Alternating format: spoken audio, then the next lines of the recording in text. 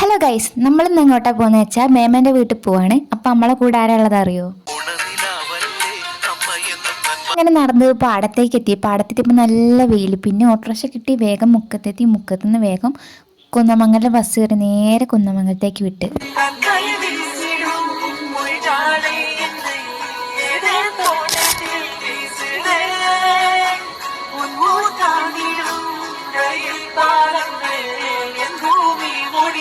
അവിടെ നിന്ന് ഇറങ്ങി ബേക്കറിയൊക്കെ വാങ്ങി നേരെ മേമേൻ്റെ വീട്ടിലെത്തി. അവരൊന്നും കാണിക്കാത്തത് ഒരു ചാനൽ അധികം റീച്ച് ആയില്ലല്ലോ, അതുകൊണ്ടാണ്. പിന്നെ ചായ കുടിച്ച്. ഈ പൂച്ച ഉണ്ടല്ലോ, ഈ പൂച്ച വെടുത്താണ് കേട്ടോ. മെയിനായിട്ട് മേമേൻ്റെ അടുത്ത് പോയത് ഈ ചുരിദാർ അടിക്കാൻ വേണ്ടിയിട്ടാണ്. മേമ അടിച്ചിരുന്നു പറഞ്ഞുകൊണ്ട് ഈ തുണി ഒന്ന് ഷേപ്പ് ആക്കാൻ കൊടുത്തതാണ്.